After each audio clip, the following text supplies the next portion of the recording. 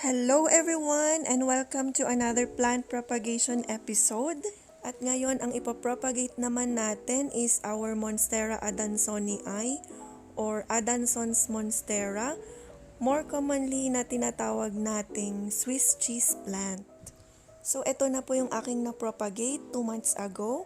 Perfect na yung kanyang dahon.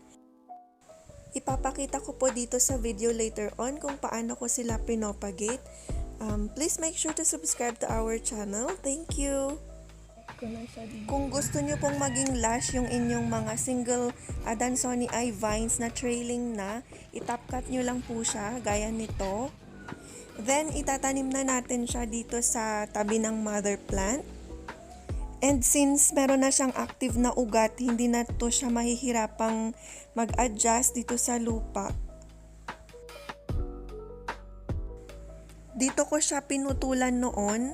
So, ito na yung shoot na lumabas. Itong malaking branch. And then itong isang mas maliit na branch sa baba niya. Dalawa sila actually. Ayan.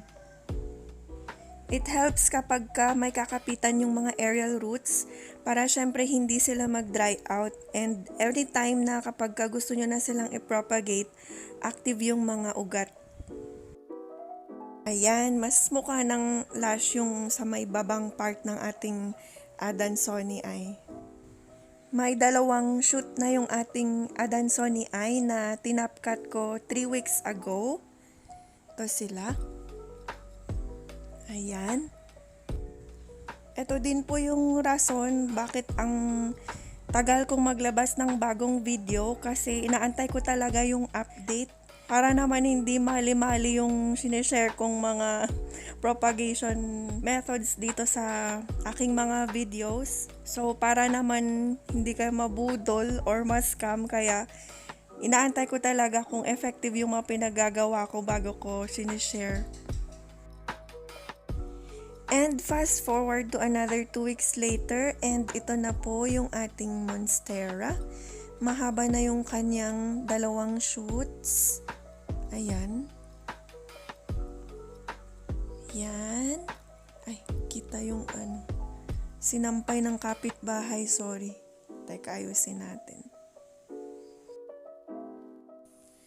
Ayan, umabot na sila dito sa my net. Kaya ang gagawin ko ay ikakat ko na lang siya ulit sa mas mababang part para mas maging lush pa siya. Ito yung isang pot ng Adansonii ko na ating ipopropagate just to show kung paano ang propagation or pagpaparami ng Adansonii.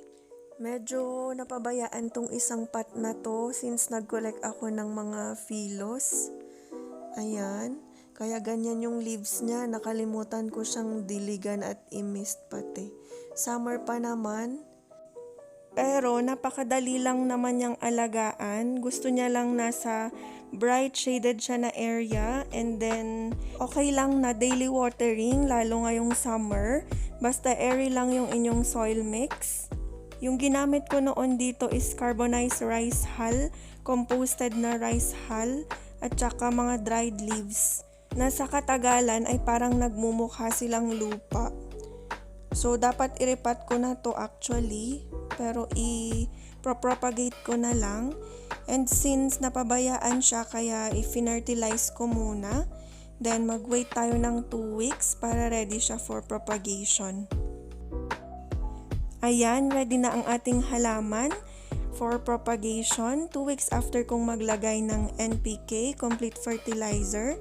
Yan, meron na siyang mga bagong leaves. And diniligan ko na rin po ito siya kahapon para meron siyang baong tubig sa katawan. So dito ilalagay ko yung step by step ng ating propagation process.